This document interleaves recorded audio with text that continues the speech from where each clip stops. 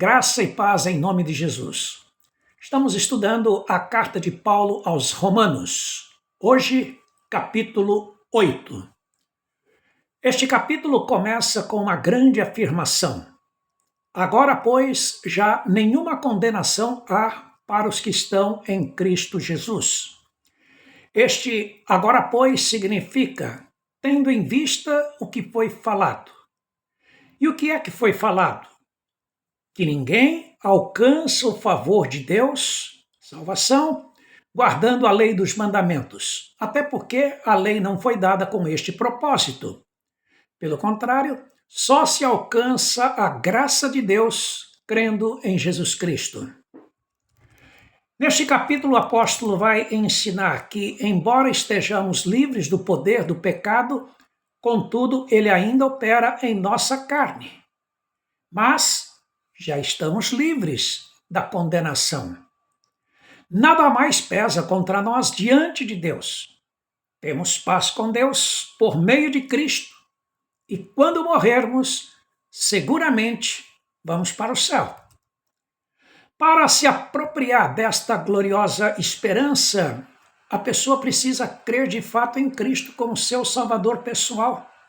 Crer que a oferta que ele fez da sua vida na cruz, em seu lugar, foi suficiente para pagar o preço da sua dívida para com Deus. E agora, uma vez consumada a expiação, ele está salvo. Segundo, a pessoa precisa, como evidência desta fé, viver uma vida de conformidade com ela. Ou seja, demonstrar pelos seus pensamentos, palavras e ações que agora é Cristo que vive nela. Portanto, a vida deve refletir os valores da palavra de Deus. A este que assim faz, que crê em Cristo e vive uma vida de acordo com a fé que professa, Deus tem reservado a promessa gloriosa dos céus. Vamos dividir o capítulo 8 de Romanos em duas partes. A primeira parte para falar da vida do salvo. Em segundo, para falar da esperança do salvo. A vida do salvo é uma vida de liberdade espiritual. A lei do Espírito da vida em Cristo Jesus te livrou da lei do pecado e da morte, diz o apóstolo no verso 2. O judeu convertido vivia pressionado pelos seus irmãos ainda presos à lei para guardar os preceitos ensinados pelos anciãos. Era como você tem de guardar o sábado, você tem de frequentar a sinagoga, tem de participar das festas comemorativas, tem de manter em dia suas contribuições para o templo, o dízimo, as ofertas pelos votos, as taxas de manutenção, etc. Sim, eles tinham de fazer muitas coisas para agradar a Deus e alcançar o seu favor. Como nos dias de hoje, as pressões que muitos irmãos nossos sofrem em certos lugares quanto a ter de observar uma porção de regras e comportamentos para agradar a Deus e ser salvo. Se você já frequentou um desses lugares ou está frequentando, sabe muito bem do que eu estou falando. Mas perceba, o que Jesus fez na cruz é ato consumado. Ele pagou o preço do nosso pecado e, portanto, já estamos salvos, livres de toda e qualquer regra, lei ou mandamento para ser salvo. Hoje guardamos os mandamentos porque Deus se agrada da obediência. Faz bem para nós, faz bem para o próximo, promove o reino de Deus na terra. Então, não é para ser salvo, mas porque somos salvos. Esta é a lei do Espírito da vida em Cristo. Segundo lugar, a vida do salvo é uma vida de fé no que Cristo fez. O que fora impossível à lei, no que estava enferma pela carne, isto fez Deus enviando o seu próprio Filho em semelhança de carne pecaminosa e no tocante ao pecado. E com efeito, condenou Deus na carne o pecado, a fim de que pelo preceito da lei, ou seja, o cumprimento da justiça, se cumprisse em nós, que não andamos segundo a carne, mas segundo o Espírito, versos 3 e 4. É o que vimos dizendo até aqui. A justiça de Deus exigia a morte como pagamento pelo pecado. Jesus recebeu no seu corpo os nossos pecados e pagou o preço, morrendo na cruz. Então a justiça foi feita. Se morremos com Cristo e ressuscitamos com Cristo, que são as afirmações das Escrituras, então cremos que com Cristo estamos justificados diante do Pai. Paulo citou em 1 Coríntios 15, 55 a 57, onde está, ó morte, o teu aguilhão? O aguilhão do pecado é a morte, e a força do pecado é a lei. Graças a Deus que nos dá a vitória por meio de nosso Senhor e Salvador Jesus Cristo. Portanto, a vida do crente é uma vida de vitória por meio de nosso Senhor e Salvador Jesus Cristo. É uma vida cheia de boas obras? Sim. É uma vida de comportamentos regrados? Sim. Mas é uma vida de fé. Não uma vida de sentimentos e boas intenções, mas uma vida de fé no que Cristo fez e no que o Pai declarou em sua palavra. Já estamos salvos e nenhuma condenação mais há para nós que cremos em Cristo. Em terceiro, a vida do salvo é uma vida de disposição para agradar a Deus. Versos 5 a 8. Porque os que se inclinam para a carne cogitam das coisas da carne, mas os que se inclinam para o Espírito, das coisas do Espírito. Porque o pendor da carne dá para a morte, mas o do Espírito para a vida e paz. Por isso o pendor da carne é inimizade contra Deus, pois não está sujeita à lei de Deus, nem mesmo pode estar. Portanto, os que estão na carne não podem agradar a Deus.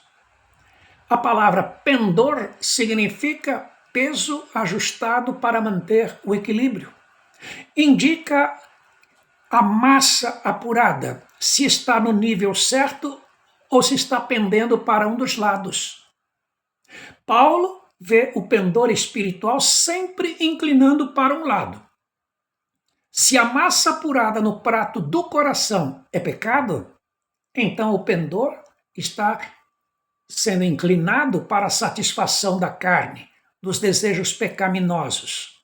Agora, se a massa for a palavra de Deus, então o pendor do coração estará inclinado para as coisas do Espírito, que resulta em paz e vida. Pergunto o que está pesando mais no seu coração hoje: pecado ou santidade? A vida do crente pende para a santidade.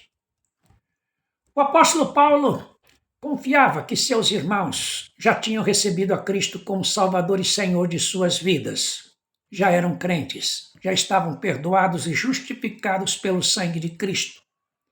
Por isso dizia que eles não estavam mais na carne, mas no Espírito. Se é que, de fato, o Espírito de Deus habitava neles. E se alguém não tem o Espírito de Cristo, afirma Paulo, esse tal não é dele, verso 9. Então ele afirma com convicção: todo aquele que crê em Cristo tem o Espírito Santo. Então a inclinação, a tendência, a vontade do coração não pode mais ser para o pecado ou para a carne, mas para fazer a vontade de Deus. Se a pessoa ainda anda na carne, é sinal que não anda no Espírito. E se não anda no Espírito, é porque o Espírito de Deus não está em seu coração. E se o Espírito de Deus não habita nele, esse não é de Deus, não é convertido, não é salvo.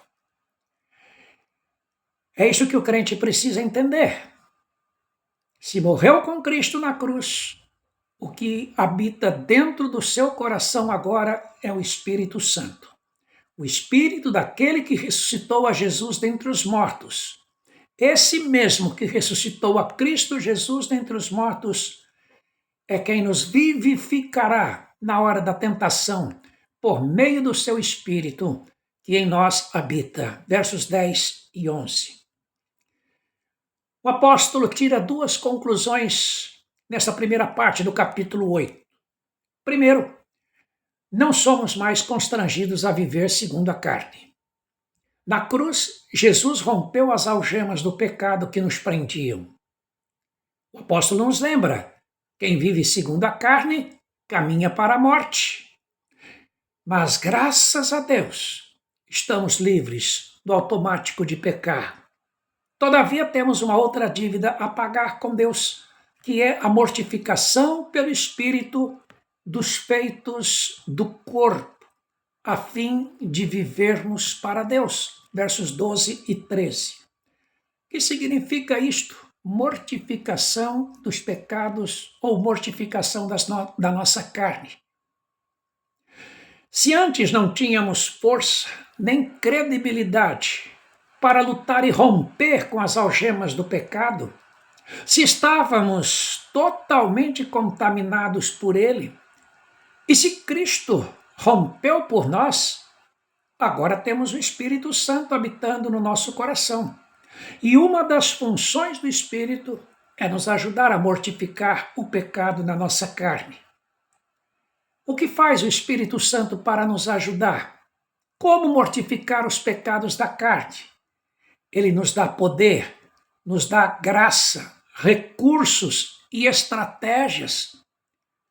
É desta forma que lutamos contra o pecado e o fazemos morrer na carne. A responsabilidade de matar o pecado agora é nossa. A Bíblia exorta: foge das paixões da mocidade, repele as questões insensatas, sujeite-se a Deus e resista ao diabo. Isto é mortificar o pecado na carne, é dizer não para ele, é dizer não para quando vem a tentação.